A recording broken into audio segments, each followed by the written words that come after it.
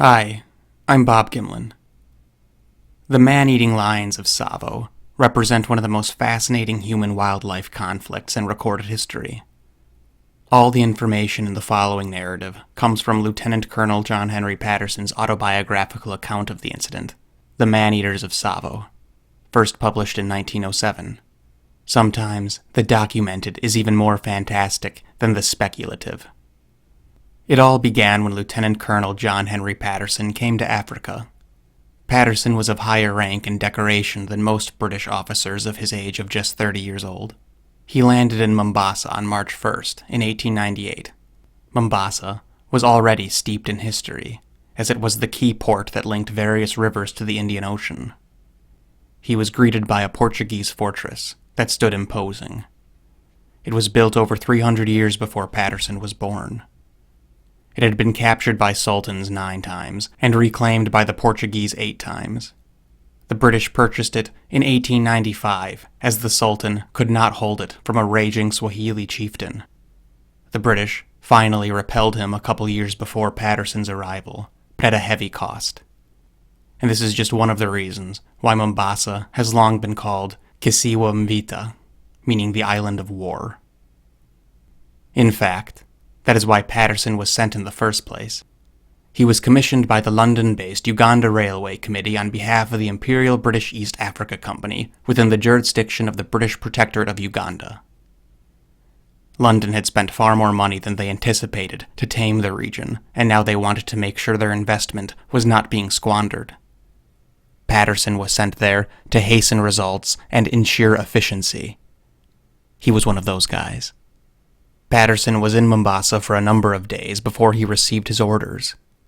He was to accompany a newly appointed chief medical officer to a place called Tsavo, where they were to begin construction of a bridge to cross a river, and ideally complete it before the rest of the laborers constructed the railway to it from the opposite side. For 20 miles out of Mombasa, the environment was lush, with leafy trees and flowery bushes speckling the earth. But as the train entered the Taru Desert, Patterson said that the landscape took a more ominous tone. The dark earth gradually became a red sand, and there was less and less green. Pastures for cattle disappeared, and the only trees to be seen were leafless, dead, and toppled, like spikes, he said. He said that through this stretch of the Taru Desert to the river Tsavo, ostriches would run parallel to the train for as long as they could, almost as if to get a glimpse of the travelers foolish enough to go that way, to go to that wild place, to that final vestige of wilderness that once tame would link the continent of Africa by land, something that not so long ago seemed absurd. On that train ride, Patterson had no idea of the forces already conspiring to prevent that from happening. They arrived at Tsavo by sunset of the next day. There were some 8,000 Indian laborers, or coolies as they were called, encamped 7 miles from where the tracks ended. Patterson didn't want to make his first appearance in the dark of the night. The coolies that accompanied Patterson took the railroad house for the night. Patterson and the medical officer preferred the cool breeze that accompanied nightfall. In the distance, he could make out the ice-capped peaks of Kilimanjaro, reflecting a bright crescent moon. They slept in a small palm shelter, prepared to meet the workforce in the morning. That night, unlike most of the coming nights, was uneventful. Lieutenant Colonel Patterson was delighted on day 1. The coolie laborers were productive and in good spirit. Some 8,000 of them busied themselves with clearing and flattening a path for the tracks and piling earth, while others behind hammered railroad ties, spikes, and tracks. Patterson's first order of business was ordering more tools and supplies from the British command post of Kilindi, some halfway between Tsavo and Mombasa. He wanted to make sure that no laborer had an excuse to be idle. That first afternoon in Tsavo, Patterson set out 9 miles to the river that required a bridge. He brought with him a teenage coolie. His name had some negative connotation, given to him from people who meant no good. So Patterson writes that he refused to call him that and referred to him as boy, the boy, or my boy. Patterson seems to have admired the boy, who was always eager to keep busy, extremely intelligent in his ability to pick up languages, and would prove capable of tremendous courage in the saga to come. Patterson also mentions he has an undeniable sense of humor. Patterson wanted to survey the landscape. He knew that he would eventually take a detachment of laborers to build a bridge while the rest of the railway caught up. He was no engineer, but he wanted to understand the landscape for the logistics of setting up an encampment and supply route. It was dark by the time the two returned to camp. Patterson was absolutely exhausted, as the terrain and climate were less forgiving than he had expected. It was that very next morning that Patterson first heard of a lion attack, and he entirely dismissed it. The imported laborers were paid what translated into a significant salary in their homeland of India. Many of them had months, if not years' worth of rupees in their possession. Many also bought gold and silver, as a gold ring is easier to carry and protect than a bag of coins. And Patterson strongly suspected that the missing laborer was slain by their own crewmen for what possessions they may have had, as there was no body to be found, and Patterson notes how easy it would have been to dispose of one. One of the first people Patterson met in Tsavo was a man named Singh. He was a Sikh and a Jemadar, or a member of an ancient class of Indian warriors. He wasn't contracted as a laborer. Rather, his role was to serve as a keeper of the peace from both internal and external threats. About 5 days after arriving in Tsavo, Patterson could not find Singh, who was typically present for their morning meetings. When Patterson inquired about Singh's whereabouts, he was informed that, quote, "the devils took him." Patterson obviously had not known Singh for a very long time, but he found him to be morally upstanding and to be a person of extreme physical and mental discipline. Patterson knew it was unlikely that Singh would have been victim to thievery. He figured most men would not dare tangle with Singh, even were he asleep. Patterson found this disappearance harder to ignore. Upon inspection of the Indian officer's hut, indeed, he found exactly what he should expect to find in the case of a lion attack. He found lion prints, or pug marks, as Patterson would call them, deep in the red sand. He found large amounts of blood beside them, and most chilling, perhaps, he found human heel and hand impressions from the warrior's obvious attempt to be spared his fate, to not be dragged off into the dark. The tent from which poor Singh was taken from also housed a dozen laborers, who had been keen on sheltering with the warrior. They said it was about midnight when the lion had entered the tent and grabbed Singh by the thigh. Aside from one shout of "Koro," meaning "let go," brave Singh never cried out, even as the panic-stricken laborers heard him struggle with the lion until both man and beast were out of earshot. The laborers seemed to be of the mind that, if the strong Sikh warrior was not safe, who is? "Was he not fighting a lion?" said one laborer, who had tried to grab Singh's hand as he was being dragged into the night. That day, Patterson and a fellow British officer, Captain Haslam, tracked the predator. He said that, fortunately and unfortunately, it was quite an easy task, as the lion stopped frequently to engage in his, quote, dreadful habit of licking the skin of the prey for easy access to the muscle and tissue. After what Patterson called several miles, they found Singh, or what was left of him. Patterson said he was broken to pieces, and the pug marks implied that two lions took great excitement in pulling loose their preferred pieces. Patterson and Haslam buried the body, though Patterson notes that knowing what he would soon learn, he would never have focused on digging a hole with his back to the bush. That very night, Patterson and the boy, who Patterson seems to get quite the kick out of, made a stand in a dead tree by the tent of the late Jemadar. He was armed with a .303 and a double-barrel shotgun, one with balls and one with slug, smoothbore. Patterson was quite comfortable and quite excited. He had not come to Tsavo to hunt lions, but at first he was happy to do so. Of course, at this point, he still had absolutely no idea the magnitude of the headache that these lions would prove to be. It was nearing midnight when he began to hear the roars. obviously two distinct individuals, as the roars overlapped each other from the inky scrubland. They were followed by a collective sigh and hush from the 8,000 laborers encamped over some 8 miles. Patterson wondered why they announced their arrival, but didn't the night before. He also notes that at various points, had the lions not had the foliage and darkness that they enjoyed, he could have easily picked them off. Over the next couple hours, the roars were sometimes far and sometimes near. Sometimes they were so close that he could make out 2 separate sets of breathing. They were that close. But he knew a close shot wouldn't cut it, and he didn't want to frighten them off and spoil a night's hunting. The military side of him disliked that his quarry could be so near, yet so secure. He knew that an enemy with unencumbered routes is an enemy with an advantage. He could feel the tree vibrate as his young companion trembled with fright.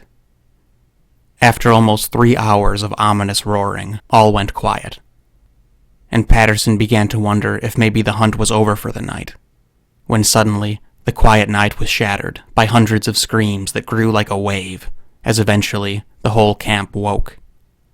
He felt 7 miles of screams that night. Patterson says that he and his coolie stayed in the tree until morning, and he had no intention of making his horrified companion march through the tall grass, after having endured hours of the man-eater's wrathful songs.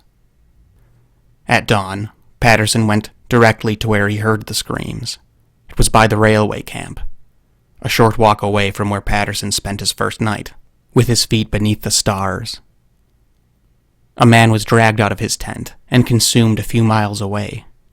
Patterson was slightly taken aback that after tracking the animal, it became apparent that both lions had absolutely not stayed on the periphery of the camp, as he had supposed they would. Before they plucked that particular, quote, poor wretch, they had silently gallivanted well within the interior of the camp, silent on the sand and next to invisible in the dark. Patterson was surprised that the, quote, brutes were so unfazed by the sights, smells, and sounds of human habitation. Patterson slept that day, and at nightfall made his way to a different tree. His coolie brought 2 goats that were to be used as bait. Patterson told the boy to run back to camp. He said 2 people in a tree just made it easier for the lions to smell the hunter, but the truth was he didn't want to put the young man through that again. He knew he hadn't gotten any sleep, and he needed to rest. But Patterson told the boy to sleep in the tent in camp nearest to the tree, and to have 3 coolies there, with oil lamps at the ready. They were to come running if they heard gunfire. Patterson sat in his vigil. He was trained on the goats. It was past midnight, and there were no roars. No noises at all, in fact. He was beginning to think that the lions must have had their fill the night prior, when he heard screams emanating from within the encampment. Aggravated, Patterson fired into the air to alert Boy and the lamp holders. He met them halfway, and they all set out in the direction of the screams. Rather easily, he found the tent, and sure enough, Patterson found paw prints and blood, and the fingernails of the doomed man buried in the dirt beside them. This tent was also not the exterior of the camp. In fact, the lion must have passed hundreds if not 1,000 potential victims before selecting this particular target. It was a very random affair. He wondered why the previous night the lions made their presence known by a choir of roars before an attack, but this night they had come and gone silently. Even in just a couple days, these, quote, brutes had demonstrated that they have no discernible rules of engagement, nor do they seem to fear mankind. Patterson officially postponed railroad work for that day. The 8,000-man camp stretched over some 8 miles. Patterson felt he needed to increase the odds of getting a clear shot. He instructed everyone to condense. He cut the length of the camp in half and circled it up. With the camp only several miles long, he felt the odds of getting a shot greatly increased. He also set them to work in gathering the plentiful thorn bushes and constructing walls around the perimeter of the camp. The natives called these thorn bush walls bomas, and some bomas were even constructed around individual tents. They busied themselves with gathering plentiful firewood to keep the camp lit all night, and hopefully deter the predators. He also employed a system of strings connected to pots and other noisy metal, so that the laborers can make continuous noise all night from within the perceived safety of their tents. Despite these measures, there were 7 victims in the next 8 days. Patterson said the lions had, quote, an uncanny faculty for finding out our plans. Patterson would intentionally leave one area of the perimeter weaker than the rest, then lay in wait there, but the lions would attack directly at the most secure place. So Patterson would go there, then the lions would hit the weak spot. He was not the only one hunting them, yet the lions easily evaded all. No shots were fired. After several weeks of nightly visitations, Patterson decided it was back to work for everyone. He was not excited to report to London that progress had all but stopped because he had been spending every night in a tree, failing to kill 2 animals. He slept sporadically, growing accustomed to only getting a few hours of sleep in the afternoon. By night he would perch in a tree, and by day he would track them. A trail of blood could always be followed from where they dragged some poor soul over or through the boma. He said they were rather easy to track, as they had a habit of not dispatching their victim until they arrived at wherever they preferred to feast that night. He believes that more than once he startled them away from their prey, but the paw prints would eventually lead to the banks of the river, where the rocky beach made tracking impossible. He says that it was apparent he would not stumble upon them and get a shot while tracking them during the day. It was simply impossible to move quietly through the dry grass and thorn bush. He was trying to find their den and set some kind of trap there, but he wouldn't have any success. Morale was low for obvious reasons, but it was in this time that the laborers camped at Tsavo received something of a spirit boost. The lions had 5 consecutive days wherein their visitations proved unsuccessful. Patterson writes that one such occasion involved one of the man-eaters jumping clear through the canvas of a tent that had been fortified with thorn bushes. Alone in the tent was a Greek engineer named Thermistocles Pappadimitrini, who abruptly decided he was doomed, but the lion grabbed the man's mattress, flipped the engineer off it, and left with it.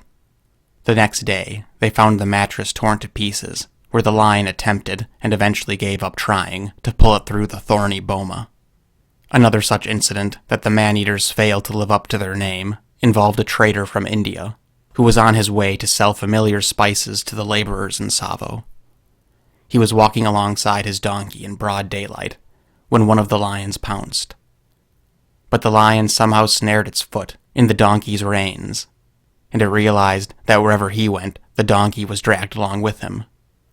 The lion apparently thought it was being chased, and sprinted into the bush, still dragging the poor beast of burden behind it. The trader went up a tree, where he remained for over 24 hours, until he met more travelers coming down the trail. Another such example occurred when one of the lions leapt through an air vent in a large tent housing some 20 coolies. The lion grabbed a man-sized sack of rice and left with it. A trail of rice could be followed the next morning for over a mile, as rice seeped out of it. Apparently, not long after the lion left with the sack, the coolies heard the lion roaring, and they perceived the roars to be a fit of rage in realizing that it could not eat its prize. These failures of the lions broke the tensions a bit. In Patterson's words, it, quote, eased the nerves. But as suddenly as the debacles began, the man-eaters once again lived up to their names. The Indians called them ghosts. The Mujahideen called them devils. And the Africans simply called them lions. All the while, Patterson had slept in a palm hut. The nearest tent was 25 yards away, as he liked his privacy and felt it necessary to keep his distance from the general population. He had no boma, and he wasn't afraid of cats. His hut was a structure of wooden beams and a thick palm leaf shingled roof, with a sturdy wood frame. One rare night that Patterson wasn't out hunting, he was in his hut with a medical officer named Dr. Rose. They heard movement outside. Patterson thought it was a laborer looking for valuables or a private food reserve. Dr. Rose had an oil lamp and Patterson had a smooth bore, but they saw nothing, and the noises stopped after they had investigated. The light of day revealed pug marks from 2 individuals, that had made ever closer loops around the hut. Patterson thought he would have noticed paw prints, so he believes the lions continued to stalk even after he and Rose investigated. Patterson doesn't explicitly say this, but there seems to be a shift in his retelling of events at this point. A shift towards seeing the lions more as a threat to himself than simply a threat to his laborers and overall project completion. He said the hut he was in was sturdy and a far greater barrier to entry than the innumerable canvas tents. But he notes that though the walls were strong, a determined lion is far stronger.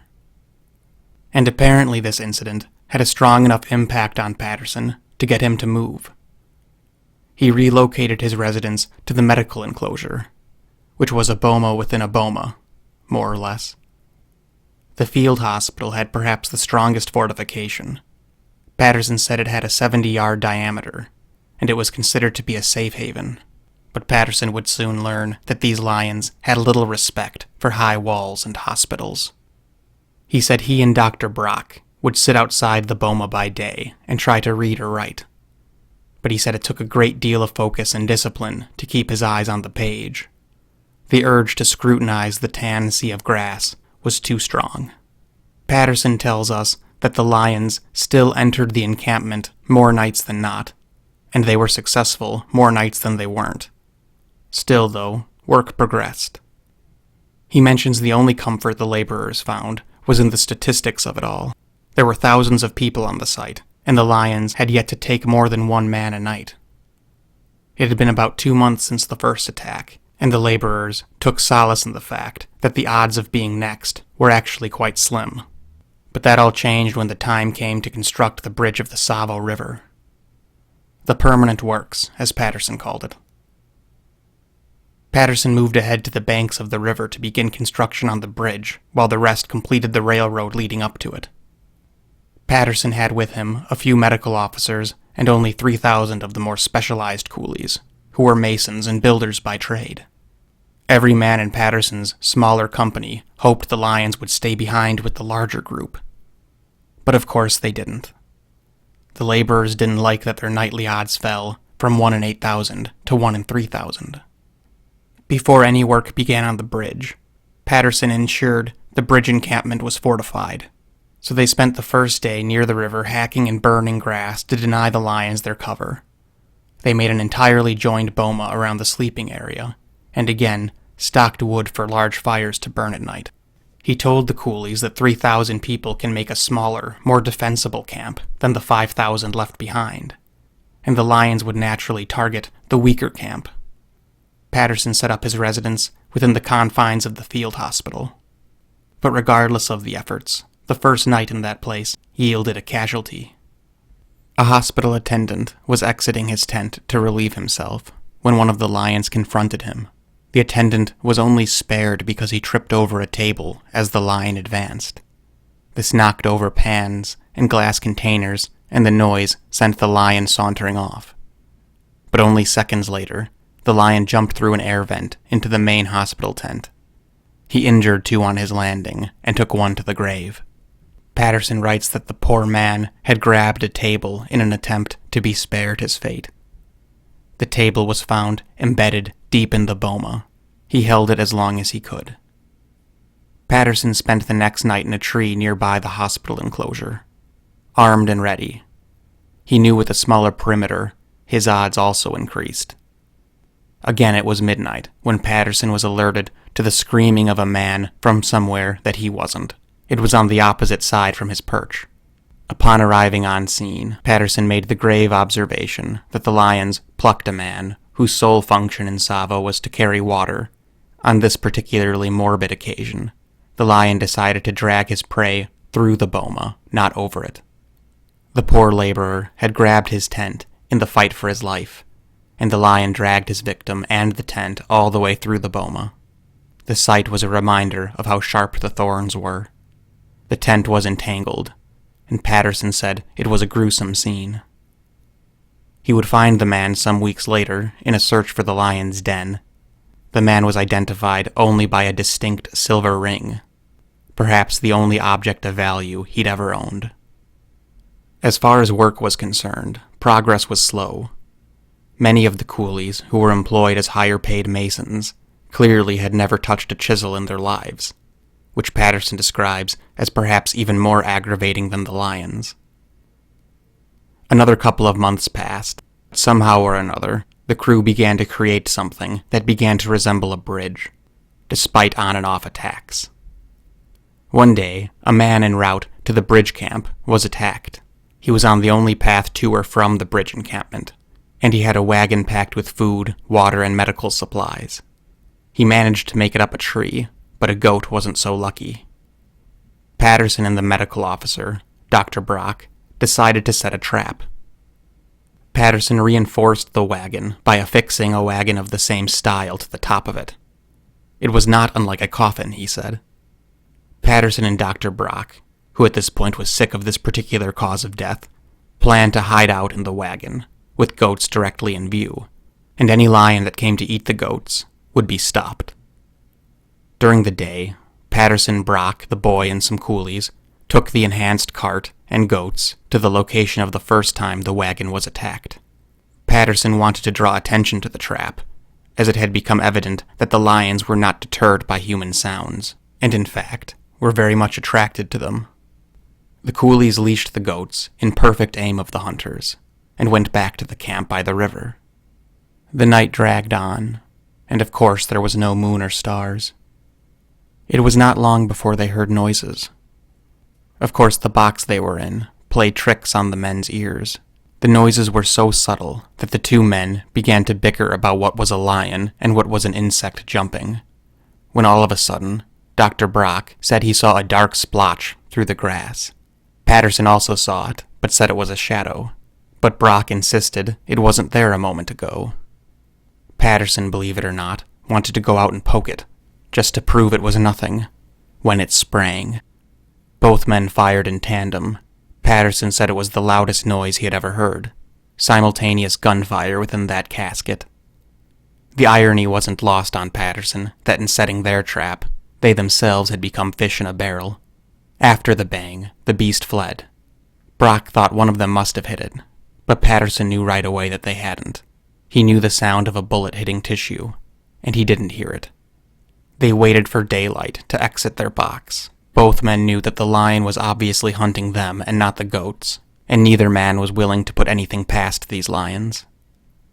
At daybreak, both men could still not hear correctly from the echo of the discharge of their weapons in the small box, and Patterson mentions that he could hardly bend his legs. But indeed they found paw prints, and one bullet in the ground, and not a drop of blood.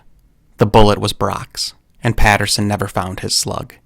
Patterson laments that they should have waited a fraction of a second longer to shoot, and surely that would have solved half their lion problem.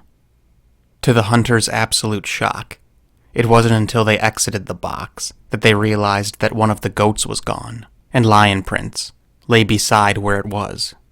Neither of the men saw it happen, even though their eyes were peeled from only 15 feet away.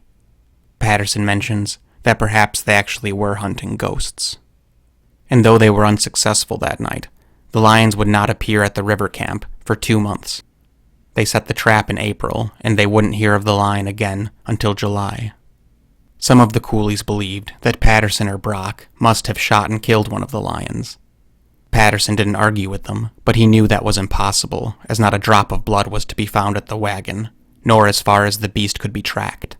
And of course Patterson was informed that 5 men had been taken in 7 days at the larger of the divided workforce. But he didn't mention that to the bridge builders. But in July, the lions returned to the bridge camp, and they did so with vengeance. Since it had been 60 days with no lion activity, some of the coolies were sleeping under the stars, as they felt the lions had either died or permanently moved on. But it was around midnight when a group of coolies were awakened by the screams of one of their own. One of the lions grabbed some poor fellow and seemed to take his time looking for the spot he wanted to climb over the boma with his prize. The laborers, in what Patterson calls a rare moment of courage, actually rose to encircle the lion against the boma, launching stones, flaming pieces of wood, and even a couple jemadars with rifles shot at it. But as patient as it was deadly, the lion found his preferred spot and leapt over it with grace. Patterson notes that almost as if to add insult to injury, the lions consumed their prey not far from the boma. Patterson, who had tracked them far too many times, knew that they typically took their prey 5 to 7 miles into the bush, but on this occasion, they consumed their meal within earshot of the camp. Not much further than a stone's throw, Patterson said. Thousands heard the dreadful details of their dinner. So clear were these sounds in the still night that the jemadars climbed the boma themselves and shot into the dark, so certain they knew where the lions were. But no shot took effect. But Patterson didn't bother. He knew that a general direction means nothing to a bullet in a sea of dark grass. After this incident, the attacks resumed with even greater ferocity than before the wagon debacle. The lions also picked up their habit of roaring to alert their coming, something they had not done since the camps split up. Patterson writes, quote, "In the whole of my life, I have never experienced anything more nerve-shaking than to hear the deep roars of these dreadful monsters growing gradually nearer and nearer, and to know that some one or other of us was doomed." When the roars would begin, Patterson writes that he would hear the coolies mutter in their native tongues, "Beware, brothers, the devils are coming. Beware, the ghosts are here." Patterson said that this is the first time that he truly and personally felt demoralized. Hopeless is the word he used. He now had a total of 10 months of this issue, and he had put far more effort into stopping these creatures than he had put into the actual job he was sent to do, and he had exactly 0 success. This was intensified one night when a man was taken, and the lion consumed their meal so close to the boma that Patterson believes that they must have been less than 50 feet away. But he never took a shot, fearing that a premature shot may spoil the chance of them being there when the sun rose and he could get a better shot. So all Patterson could do was listen, but of course they left before dawn. Over 1,000 laborers left by this point. They were at-will employees of the British East Africa Trade Company, and were free to come and go as they please. No one slept well. No one focused on work. Patterson's hopelessness turned into desperation, and he wrote to Mombasa. He was answered by a district officer, Mr. Whitehead, who fancied himself as something of a big game hunter, and he planned to arrive with a group of Askaris, soldiers of an ancient tradition of the native people. Part of their indoctrination was, in fact, slaying a lion. These men had a millennia of lion hunting in their blood. Whitehead had wrote to Patterson that he would arrive late on December 2nd. By the morning of December 3rd, Whitehead was nowhere to be found, but that afternoon, Whitehead arrived at the bridge encampment. Patterson writes that Whitehead said, "A nice reception you give a fellow when you invite him to dinner." Patterson replied, "Why, what's up?" And Whitehead said that a lion nearly did him in. Patterson said he must have been dreaming when Whitehead loosed the buttons of his shirt to reveal claw marks below his armpit. Patterson was so skeptical that he even inspected the wounds for hoaxing. But he had witnessed more lion wounds than any one man should in 100 lifetimes, and it was immediately clear that these wounds were in fact from one of his lions. In fact, he even thought he could tell which one. When Whitehead arrived at the end of the train line, he and his assistant, a man named Abdullah, scouted ahead a bit while the Askaris unloaded the train, when with no warning, one of the lions pounced. The barrel of Whitehead's rifle was all that stood between his throat and lethal teeth. Whitehead pulled the trigger, and the lion retreated, but not before it turned its attention to Whitehead's assistant. Poor Abdullah had nothing more to say than, "Master, a lion," before he was taken into the grass. He was never recovered, one way or another. Whitehead and the lion hunters stayed in the rail house that night. The sun had set, and no one was walking 13 miles to the bridge encampment by the river until the sun came up. Patterson was stunned, but still refreshed at Whitehead's attitude. The tediousness of it all had staled the issue long ago for Patterson, but Whitehead was as determined as Patterson had been on day one. Patterson had been working on a trap for some time.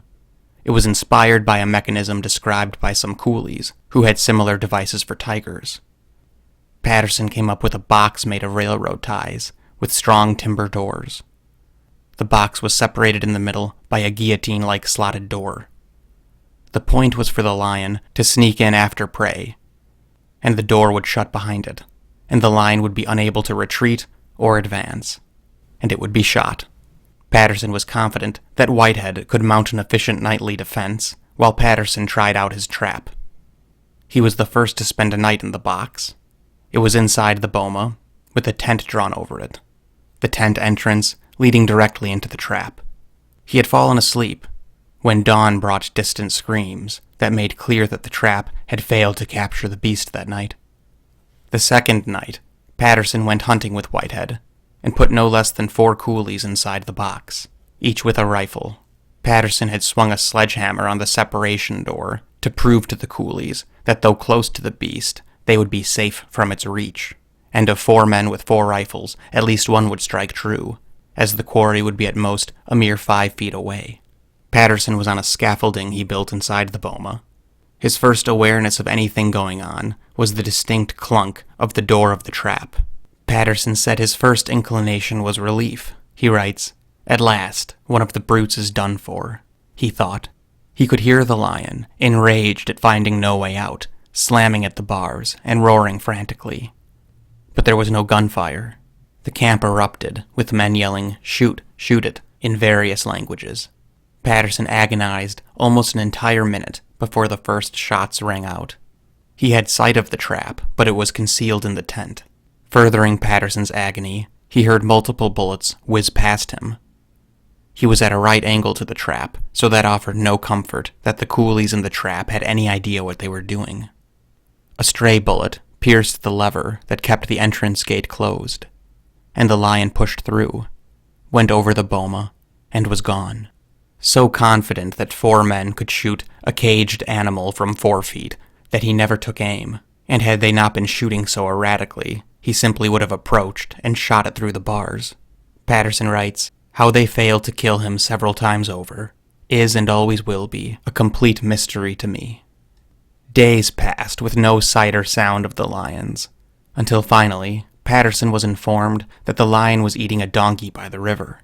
Patterson knew the area well, and he gathered a great deal of coolies with pans and shovels and picks to flush the creature out into a clearing. Patterson got into position, and the coolies did indeed flush the lion out of the bush. Patterson was 15 yards away when he pulled the trigger, but the gun didn't shoot. The lion took a step toward him and growled, but thought better of it once coolies began to emerge from the brush.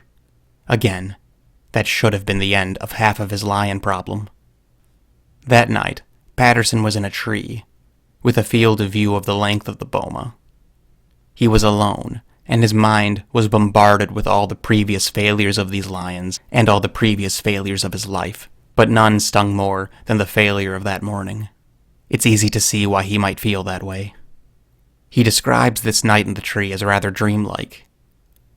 He felt not entirely awake, nor asleep. He said that as he sat in that tree, he simply became part of the African landscape. As usual, it was about midnight when he heard what he thought was a footfall. He waited, no more unnerved than he was before he heard it. It was expected and typical. Then he heard a twig break, and then silence for an hour. He was beginning to think that perhaps he didn't hear the lion at all, when suddenly he was struck on the back of the head. But it was an owl. He had been so still that the bird must have thought he was part of the tree. I'm sure he felt like part of the tree. Not long after the owl departed, Patterson heard a long, slow sigh, a breathy exhale. He had heard it before, and he knew it was a lion, and he knew the lion that made it was close. He saw movement, though he didn't move his head. Sure enough, he made out a shape, very near his stand. He still didn't move his head. He knew the lion did not know it was spotted, or else it would have made its move one way or another. He also knew that it could easily pounce 12 feet or more, and that he was close to striking distance. He swung his .303, and the lion instantly sprang. Patterson shot once, and then again, and then again. The weapon's bang and recoil made Patterson lose his visual, but he liked what he heard. It thrashed and clearly fell over, would scramble to its feet and fall over again. Its roars were interrupted by hisses and whimpers. So evident was the creature's peril that the coolies behind the boma began to cheer, as for the first time the sounds of death were in their favor. And though there was no body to be found, there were large amounts of blood. No one slept that night. All the cultures convened at that wild place, celebrated into the morning. Patterson was perhaps the only man present who wasn't celebrating. He knew these creatures had a terrible habit of defying all odds. He writes that he wanted to track it then and there, but decided to wait until the light of day. He knew that no beast is more dangerous than a dying beast, so he waited until morning.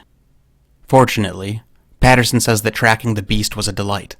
The path was thick with blood, and Patterson didn't have to go far. Only 100 feet from the tree, Patterson found the man-eater.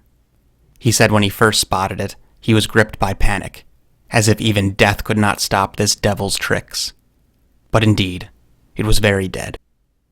Just a dead cat. It was 9 feet, 8 inches long, and took 8 men to carry him. His skin was gnarled by scars from climbing through and over the boma so many times. Patterson said the least he could do was to keep the laborers from trying to tear off pieces of the lion, to be used as relics or keepsakes. Throughout the course of his writings, Patterson said he was in awe of the lions. They frustrated him. They angered him. They astounded him, and they even frightened him. But he never said he hated them. No work was to be done that day, only celebration. No one mentioned that his companion remained very much at large.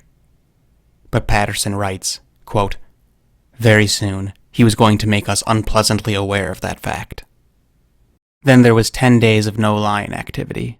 No doubt the remaining lion was coming to terms with a solitary lifestyle. His new norm. But on the 11th day, a British Inspector General said that he was awoken to what he thought was the sound of coolies rummaging through his supplies outside. The inspector yelled for them to go away, and the noise stopped.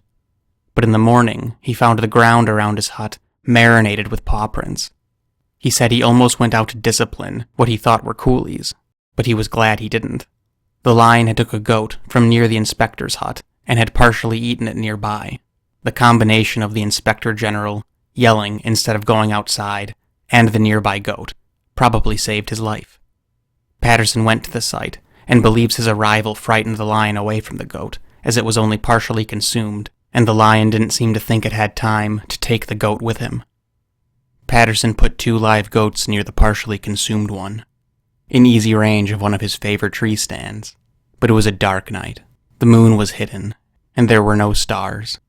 He thought he heard a grunt, and maybe he saw a shadow. Either way, morning revealed a missing goat, and he didn't get a shot. In the morning, Patterson followed the trail, made easier by the fresh goat that the lion carried off. Again, he must have interrupted the lion's meal. Patterson said that he and his company were stopped when the bush erupted with roars and growls, but they saw nothing. Patterson said he was simultaneously impressed and unimpressed at how quickly his support managed to climb a tree. After firing shots into the air, and with great care, they found the goat that the lion abandoned. But the lion never showed itself. Patterson erected his scaffolding by the goat. The night was dark, even darker than last. It was just after midnight when they heard it. Just a twig break. Then just a blade of grass crinkle. He saw a great shape, loping from behind the scaffolding toward the goat, as it had successfully done the previous night. But this night, it wasn't so lucky. Patterson fired both barrels. The brute went down for a moment. It hissed, but it swiftly retreated before Patterson could get any shots off his carbine. But still, Patterson was pleased. There was a good amount of blood on the scene, and he was hopeful that daylight would reveal a corpse nearby. But it wasn't to be, and the blood trail ended quickly. Again, the lion wouldn't show himself for 10 days. But on the 10th night, screams erupted from a community tent. Patterson said that night was, quote, unnaturally dark, and even walking to the tent with an oil lamp was a challenge, so all Patterson could do was fire shots into the air. Fortunately, the coolies managed to drive it off without sustaining any casualties. Patterson was emboldened by the fact that it was driven off without any victims. Maybe it was shaken by the loss of its companion. Or maybe it was badly wounded from the shot 10 days before. Or maybe both. The next night, Patterson tried once more. He said he was sleep-deprived and having fits of fever. He had the boy with him, as he needed someone to keep him alert but not annoy him. Patterson said he actually drifted off to sleep when the boy tugged his arm, but Patterson knew better than to jerk to alertness. He opened his eyes without moving his body, and scanned the landscape. Amazingly, he saw the lion, because that night was like no other. The moon was nearly full, and the stars were dazzlingly bright, and there was not a cloud in the sky. The bright night would prove the undoing of the second man-eater. Patterson knew that on previous hunts, he would have had no visual at this range, but on this night, he could make out every detail. And even better still, the lion did not know it was spotted. It had yet to realize that it lost its cloak of darkness, and its primary advantage was gone. Patterson said this was the first time he observed the man-eater at work. Patterson writes, "His skill showed that he was an old hand at the terrible game of manhunting. Were it any other night, the lion would have been invisible as usual, but this night Patterson could make out every single detail. He said it was awe-inspiring to watch it move in stealth mode. He said it utilized every spot of firm earth to quiet its foot. It slunk behind every bush. It never went more than a few paces without stopping to determine its next move. It was cautious and calculating, and as it circled in with ever-shortening loops, Patterson realized it wasn't interested in the goat that night. I'm sure Patterson wondered if lions have a concept of revenge. He waited until it was closer than it needed to be. He guessed its next steps, and when it made them, Patterson fired 5 shots with his .303 British, the magazine gun, as he sometimes called it. He knew that the first round hit, and so did the last 2. The lion didn't go down, it galloped into the night, crying out in a way unique to the mortally wounded. There was no knockdown effect, but Patterson knew from the amount of blood on the ground that the end was near. He slept on the scaffolding that night. Patterson said it was the best sleep he'd gotten since arriving in Africa some 11 months ago. In the morning, tracking was brief, and though the lion's body was broken, its rage remained fully intact. They had gone less than a mile when a growl pierced the morning air. Its meaning was obvious. I can go no further, so you should come no closer. They only went a few more steps when they saw him, hunkered in a thick thorn bush. Just his head was sticking out, and Patterson said that it was showing its tusks. Just as Patterson took aim with his .303 British, the beast charged. Patterson shot. It went down, but got up and continued. Patterson fired again. Again the beast fell, but once more rose. Patterson fired twice more with his .303, and though he hit it, these rounds had no effect. So he dropped it, and reached out for his gun-bearer's Martini Henry breech loader. But there was no gun. And no gun-bearer either. In fact, both his gun-bearer and Swahili tracker were already up a tree. Patterson had no choice but to follow suit, as the lion would have been on him by the time he picked up and shouldered the .303 he dropped. Had his shots from the night prior, and then the shot from 11 days before that, not broken the lion's hind and foreleg, he says he never would have made it to the tree in time. But that lion, with 2 broken legs, lunged at the tree. But its injuries were grievous, and its range failed. In one last-ditch attempt to get at his assailants, with a broken body but strong mind, the lion tried to haul itself up the tree, swiping at Patterson, missing his boots by inches. But its suffering would not go on much longer, as Patterson retrieved the Martini Henry breech loader and ended the story. About 25 years after the fact, Patterson sold the pelts and skulls to the Field Museum in Chicago. He sold them for $2,500 apiece. The Field Museum notes that the hides were not preserved properly and thus significantly shrunk as they dehydrated, so the lions actually appear substantially smaller than they were in life. These lions were quite large. One was 3 feet and 11.5 inches tall at the shoulder, and the other was 3 foot 9 inches at the shoulder. Patterson never weighed them, but based on similar specimens, they likely weighed between 350 and 400 pounds. Patterson says They were both just under 10 feet long from snout to tail, meaning from snout to rump, they were likely just under 7 feet in length. The lions did not have manes, though they were both male. Both were well fed and healthy short of the respective injuries that led to their termination.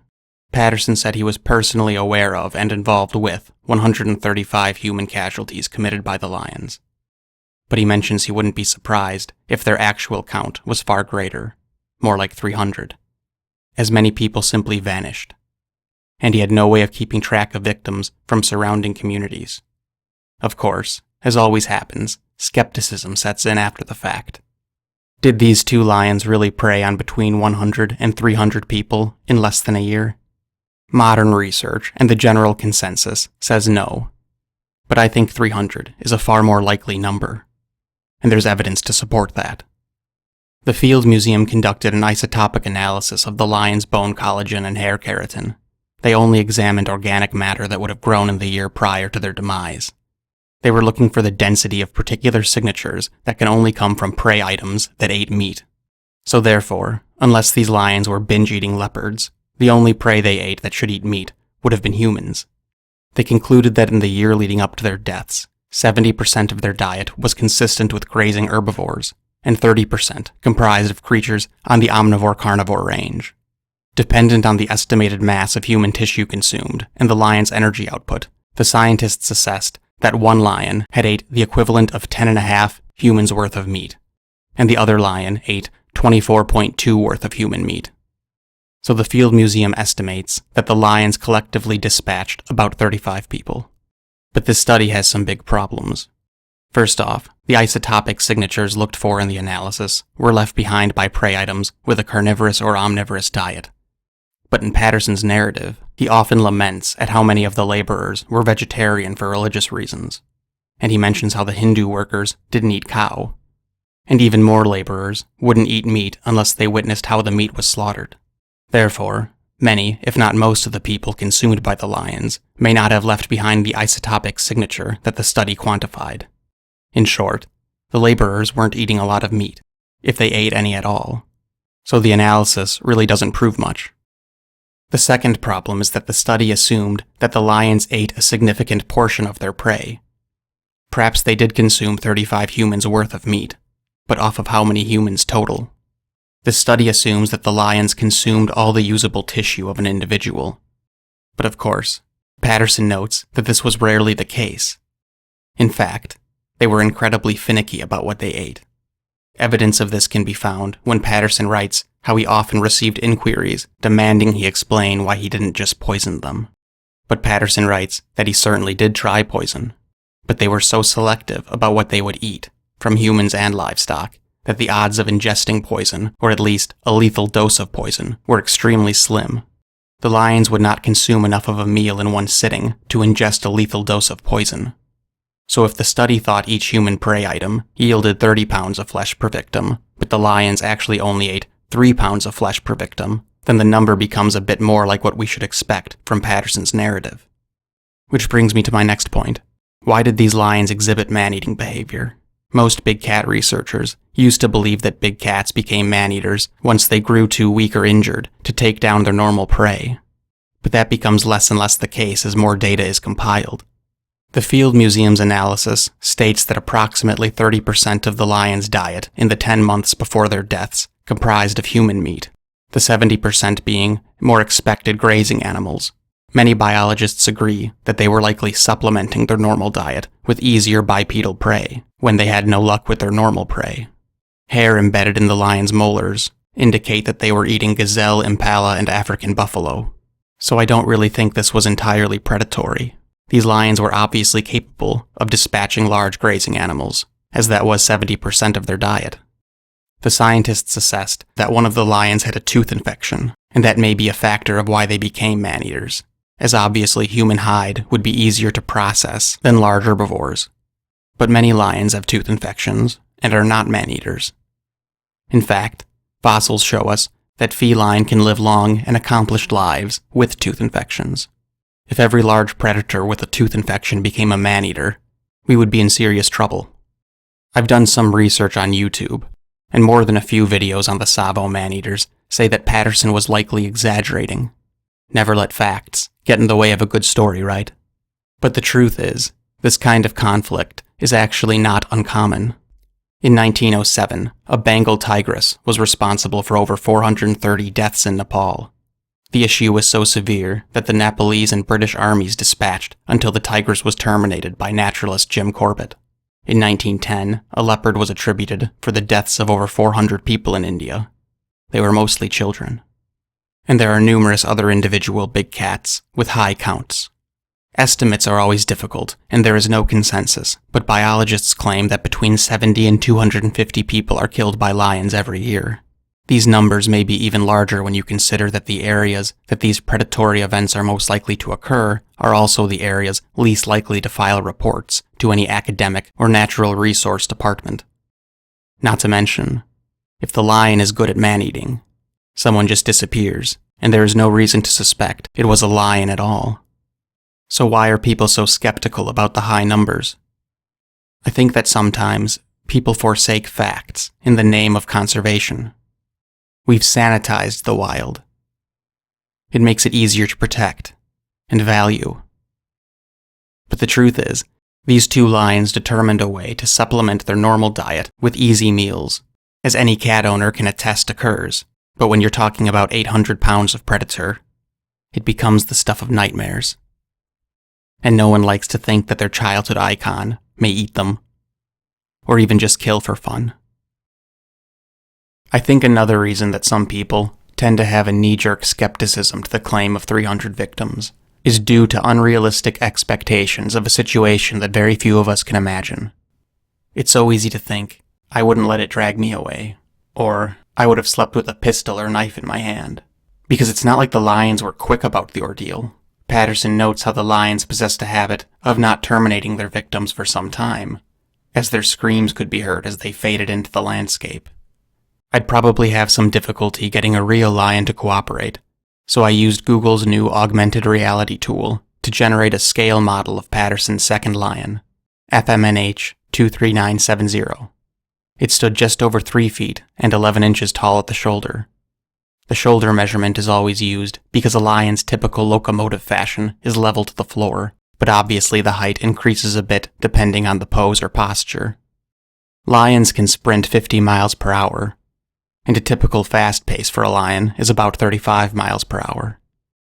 So when an armchair skeptic is in disbelief that out of 300 plus victims, not one was able to deliver a debilitating blow, keep in mind that their victims were outsized by 3 or 4 times.